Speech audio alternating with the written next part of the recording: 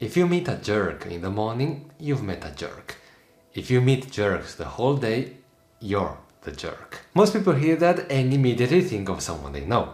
The difficult colleague, the relative who's always complaining, or the friend who can never get along with anyone. Very few stop and think, wait a second, could that be me? That's what this video is about. 7 questions that are hard to answer, not because they are complicated, but because most of us would just rather not go there.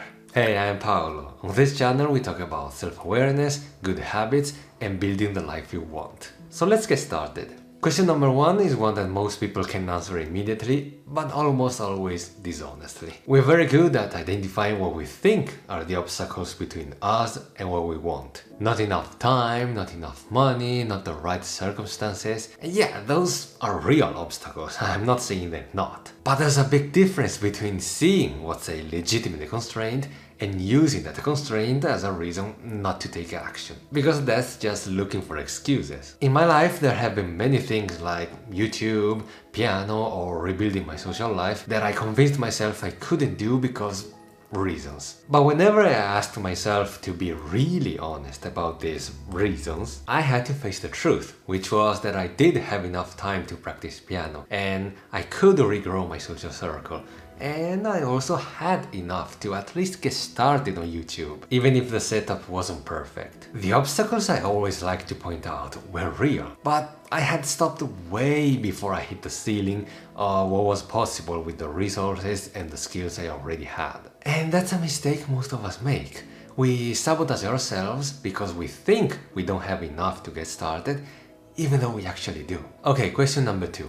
You probably have a good idea of what a good friend looks like, right? Someone who shows up, who listens, who makes time for you even when it's inconvenient. Someone who's genuinely happy for you when things go well, and who's supportive when things don't go well. The question is whether you meet your own standards. And this doesn't only apply to friendships, of course. Switch friend with son, daughter, parent, sibling, and the question becomes much more uncomfortable for many people. Just think of how many parents expect their children to be strong, determined, and to always work hard and to always respect them, while they themselves are unsupportive at best and excessively judgmental or even sabotaging at worst.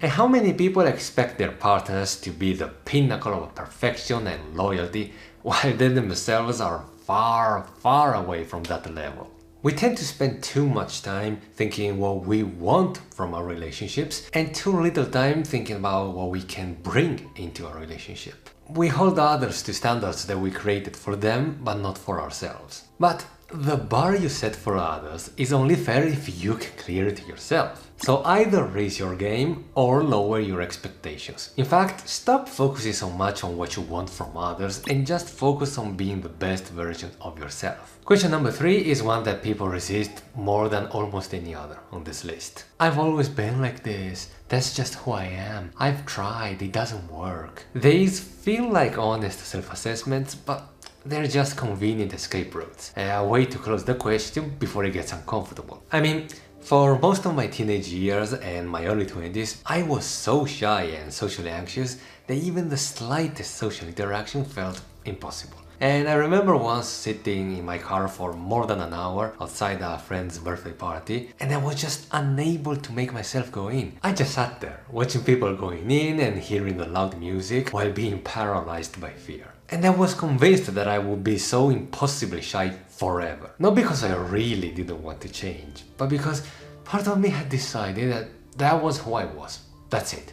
Now I can say that I proved myself very wrong, but at the time I couldn't have predicted this because I can't change this. For me, it wasn't just my opinion, it felt like the actual truth. So next time you catch yourself saying something like that about shyness or anger or any mindset and habit you've had for a long time, ask yourself whether it's actually true or if it's just the most comfortable answer for you. Alright, question number 4. Most people have a mental list of behaviors that they find absolutely irritating in other people, like complaining constantly, never taking responsibility, or saying they'll do something but then don't. But most people, if they're honest, do at least one or more of these things themselves. So let's use my younger self as an example again. Back then, I used to get furious over small things like a red light taking too long or someone chewing a little too loudly. But at the same time, I would roll my eyes if someone else overreacted to small things. Ironically, I also really disliked people who were too shy and couldn't speak their mind. Even though, or maybe because, I was like that myself. And that's how it usually goes. The things that bother us the most in other people tend to be the things that we haven't fully dealt with ourselves, which is exactly why they bother us so much. Question number 5. Similar territory to number 4, but this one's less about general patterns and more about specific moments. Like something you said, a decision you made, or the way you treated someone. And the question is, if you saw someone else do that exact same thing, what would you think of them? See, we tend to be really forgiving of our own behaviors. There's always a context, a reason, and something that the other person doesn't fully understand about our situation. Usually that's true, but it's also true that many times, if we saw someone else do the exact same thing that we just did, we'd judge them for it. Like the people who cancel plans last minute regularly, or who throw away an entire plate of food just because they don't like it, or even destroy a person's self-esteem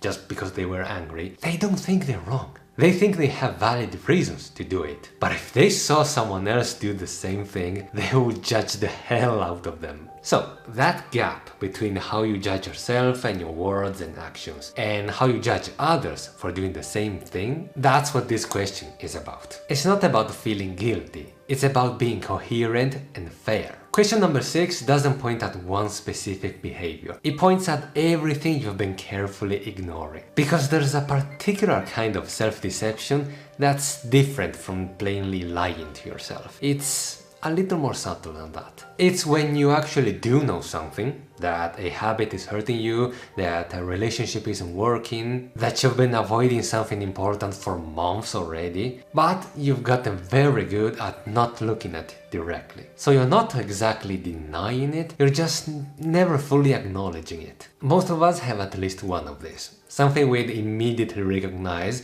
if it were someone else, but that when it comes to ourselves, we keep just out of focus. Okay, last one. Remember the quote from the beginning? If you meet jerks all day, you are the jerk. In my teenage years, if that quote applied to anyone, it was me. Yes, I know, I'm painting a really nice picture of my younger self. Back then, I had decided that life was the problem, that other people were the problem, that the circumstances were the problem. I was the one constant in almost every difficult situation that I used to complain about, but I couldn't see that.